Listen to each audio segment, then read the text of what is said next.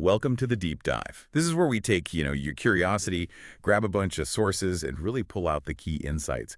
Think of it as your fast track to getting informed, designed just for you, the learner. Someone who wants the real substance without getting bogged down. Today, we're going to dig into the world of a young digital creator. Yeah, we're looking at a really interesting YouTube interview from Vietcetera. It features Jenny Huynh, and the title is Baby Viet Nam Ma Mail Podcast. Send Jenny Huynh #Jenstroyen SS2EP8. Gives a pretty candid look into her life, as a Gen Z influencer. Exactly. And our goal here, our mission, is to kind of go beyond just the surface. We want to understand the journey, the perspectives of Jenny. She's 18 now, juggling vlogging and university. We're going to trace things back, right back to when she first started online, looking for those maybe surprising moments, those aha insights into what it's really like being a Gen Z creator today. Okay, so Jenny's online stuff started pretty young, right? Like 12? That's right, yeah. Her first channel was called Jenny Slimy. And, well, the name kind of says it all. It was all about slime videos. What's interesting, though, is even back then, her content was tapping into something pretty big. That whole digital comfort, stress relief thing for younger viewers. Her building an audience around that. Well, it says a lot. Totally. Yeah. She wanted to make videos that were just, fun, stress relieving for kids. It almost feels kind of quaint now, thinking back to that time online. It just started with simple Instagram videos showing slime, maybe some ASMR sounds. And it grew from there, sort of organically. She began using her voice, which was a really key step towards making things more personal, moving from just showing stuff to actually talking. Well, it let her connect with her audience through storytelling. You see that a lot with creators, right? That human touch becomes more and more important for keeping people engaged, which then naturally led to her sharing more of her life and, eventually showing her face. So the jump to vlogging felt, smoother, I guess, because her audience kind of knew her already from the slime stuff. It wasn't like starting cold. Okay, fast forward to now. Jenny's 18, and she looks back at her 17-year-old self. She seems a lot more mature.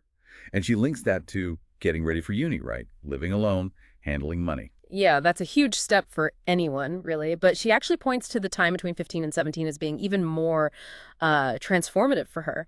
Getting her driver's license was apparently a massive deal, like a real symbol of independence and responsibility. She said it felt like she grew wing. Yeah, the classic teenage milestone. But, watching her content, I've also noticed this real growth in her ambition. And self-belief, too. That moment, remember, when she got into Stanford, her reaction was so emotional. That really showed something. Oh, absolutely. That raw emotion, it really speaks volumes. It suggests that, even with all the success, she maybe had some inner doubts to push through. Which brings us to something pretty universal for creators, doesn't it? Dealing with self-doubt, insecurities. That stuff hits everyone. Exactly. And Jenny talks openly about worrying at the start, Are my videos okay? Do people actually like them? And what was the biggest insecurity back then? Negative comments, especially after she'd spent hours, literally hours, editing something. To just have someone say, nah, not good, that can really sting. It just shows how vulnerable you are when you put your work out there. Yeah, that's got to be tough. But it's interesting how she views that feedback now. She seems better at, shrugging off the really nasty stuff. But specific criticism, yeah, that can still get to her a bit. But she also sees that sometimes negative feedback can actually be useful for getting better, which is, a pretty mature take. Yeah. So what keeps her creating then? Despite those moments, what's the fuel there? It seems like a mix of things, both internal and external. Intrinsically, she talks about feeling kind of, useless if she's not doing something. She calls herself a bit of a workaholic. And she knows that might not always be healthy, especially for sleep, but it's clearly a strong drive. You see that in a lot of successful creators, that sort of constant need to be productive. Right. And what about the external stuff? What keeps her going from the outside? Oh, definitely the positive comments, the feedback from her audience. Knowing her videos genuinely bring people joy or are something they look forward to, that creates this really powerful loop. It makes her want to do more, make better stuff. It really shows those connections you can build, creator to viewer. Now, trying to balance school, especially with uni applications and everything, with creating content, that must be incredibly demanding. How does she handle feeling overloaded? Her coping method is actually pretty simple, but it says a lot about needing connection. She just talks to friends. She finds comfort in chatting, apparently calls her friends, especially the ones back in Vietnam, while she's editing. It seems like that social bit helps offset the lonely part of creating. Yeah, that makes sense. keeping those social ties strong, especially when things get intense. She also mentioned feeling maybe a closer bond with her childhood friends in Vietnam compared to her U.S. high school friends. Those super long phone calls she mentioned kind of point to that too. It makes you think about how shared background, shapes relationships. Definitely. And speaking of different social circles, Jenny kept her YouTube life pretty separate from high school, didn't she? Like most classmates didn't even know until near the end of senior year. That must have been a surprise for them. Why did she keep it quiet? Yeah, seems like a few reasons. One big one was language. Her videos are mostly in Vietnamese, so she figured her English-speaking classmates wouldn't really get it or care. Plus, there was just, being a bit shy about it. Didn't want to seem like she was bragging or showing off her followers. It's a common thing for young people navigating online fame, that desire for privacy offline. Yeah, that makes total sense. Yeah. She preferred if people found out more naturally, maybe through close friends. Right. So she could just be herself in school, not Jenny the YouTuber. Neat. Just avoiding extra pressure, maybe teasing. Did she actually get teased, though, once people found out? She did, yeah. She mentioned experiencing some teasing once the word got out.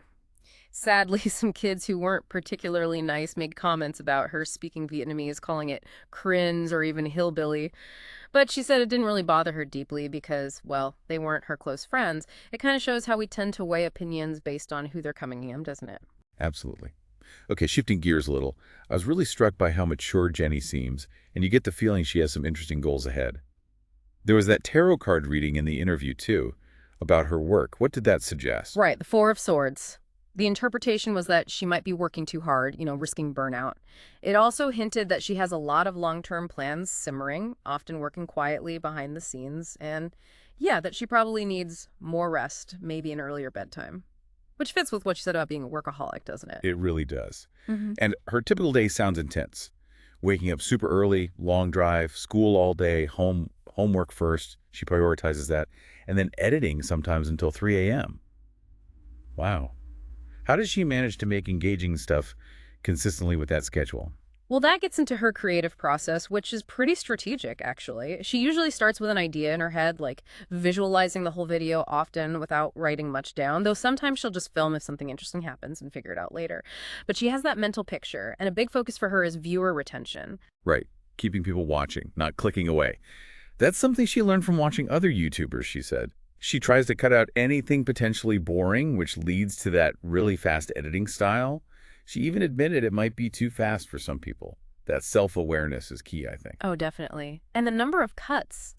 She mentioned maybe 1,800 to 2,000 per video. Yeah. Plus effects, voiceovers. She actually prefers voiceovers because she feels a bit shy talking straight to the camera while filming. Yeah. But she said crafting those voiceovers takes a lot of time thinking about what to say and how to say it well. And the music, too. Yeah. Changing the music like every 30 seconds or something, it definitely keeps the energy up. Yeah. And she talked about the first 15 seconds being crucial, like a blind date, got to make a good impression immediately. Mm-hmm. She previews the whole thing, checks the flow, reviews it again before uploading, then does the thumbnail. It's calculated. Disciplined, like she sees in some American YouTubers she follows. What are those influences again? She mentioned Emma Chamberlain, liking how relatable she is, how she talks to the camera like a friend. And Mr. Beast, she learned from his work ethic, that drive for making really excellent content, and also his sort of open-heartedness, wanting to be positive and help people. She admires his charity stuff, too, like the separate channel for planting trees and cleaning oceans. And Jenny does her own philanthropic work, right? Yeah. Supporting heart surgeries for kids in Vietnam. That's pretty amazing for someone so young. And starting a business, the slime thing, at 12. It really shows initiative. Where does that come from? She gives a lot of credit to her family, says they all have this natural drive to work hard, and she just kind of picked it up. Interestingly, they didn't really push her about YouTube. It was her own passion. She even had another channel way back when she was like 8. So yeah, it's been a long-term interest, and her family's always backed her up. Now being so visible online, that comes with its own set of worries, I imagine. What kind of fears does Jenny have as a YouTuber? Yeah, a big one she mentioned is losing that connection with her audience as she gets more famous. The whole fame changes you idea. She said she actively tries to stay close, even though her follower count has jumped like crazy. Hope she can just stay herself. She also mentioned the kind of short lifespan people talk about for YouTubers and that constant worry about getting canceled, maybe even by accident if something's misinterpreted. Yeah. It's a tricky world to navigate. It really is. And switching gears again slightly, the interview also touched on love and relationships, which she hasn't shared much about publicly. Right? She joked about being Jenny is lonely when it comes to romance. But she does seem to value her solo time, calls it self-care, and makes videos about those outings. But there was another tarot card reading, specifically about love for her audience. What did that show? Yeah, that was interesting. The reading suggested that right now her fans are sort of her greatest love, in a way. She shared this really touching story about a comment from a fan with a heart condition who said her videos help them through tough times. It just shows the impact creators can have, sometimes without even knowing it. Wow, that's powerful. And there was another tarot reading just on romantic love, the Strength card, which seemed to fit her personality. How was that read? Well, strength often shows gentleness alongside, well, strength. So it was interpreted as meaning she approaches love with sweetness, care, gentleness, maybe even a protective instinct. And you mentioned yourself seeing her supportive messages on Instagram, offering encouragement. It seems to align with that. It really does. Yeah. Where does that caring side come from, do you think? She points mainly to her grandmother, describes her as just incredibly caring, supportive, loving, a huge influence, other family members too, of course. But she genuinely seems motivated by wanting to bring positivity and comfort to people. It sounds like her grandma was really central. Any specific memories she shared about her? Oh, lots. She talked about sleeping with her grandma almost every night as a kid, listening to stories. Apparently, her grandma would patiently answer all her questions, no matter how silly, like how many grains of rice are in a bowl, just creating this safe space for late night talks. She feels closest to her because she was always there during those younger years, though she loves all her family deeply, of course. That's lovely. Those early connections are so important. Yeah. Okay, bringing it to the present. What was something recent that made her feel really loved? Handwritten letters from fans for her birthday. She said, even though it's maybe a small thing, knowing the time and effort someone took felt really touching. She also thought about all the hours people spend watching her videos, like cumulatively, realizing the impact that way. That really does put it in perspective, doesn't it? Mhm. Okay, thinking about relationships again. The idea of love languages came up. How does she see herself there? She strongly identifies with acts of service. That's how she mainly shows love to family and friends. She really believes actions mean more than words. And she kind of connected that to maybe certain Asian parenting styles where love is shown through doing things rather than saying, I love you all the time. She noted that saying, I love you, or lots of physical affection, isn't super common in her family, but the love is definitely felt through actions and support. That's a really interesting point about cultural differences in expressing affection. Well, we've certainly covered a lot of ground here. Jenny's work, her feelings, her personality, her life, her views on love. And throughout all of it, that sense of, well, loving energy towards herself, her work, her fans, her relationships, it really comes through. So as we start to wrap this up, thinking about everything she's achieved and where she might go, what's the one part of her character she really wants to hold on to no matter what? Her answer was pretty clear, actually. Staying humble.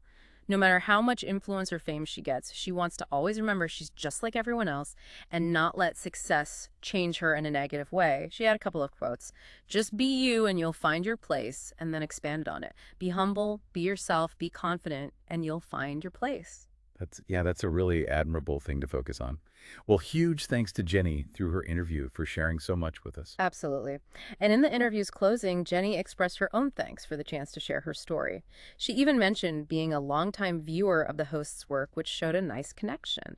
She just hoped listeners felt her passion and appreciation, and then a simple thank you and goodbye. And for you listening right now, as you think about Jenny wanting to stay humble even with success, maybe consider the subtle ways external validation, praise or recognition, can shift how we see ourselves inside. How can we consciously practice humility as we grow and reach our own goals? What small, everyday things can you do to stay grounded in your own values, whatever comes your way? Something to think about from this deep dive. Thanks for joining us.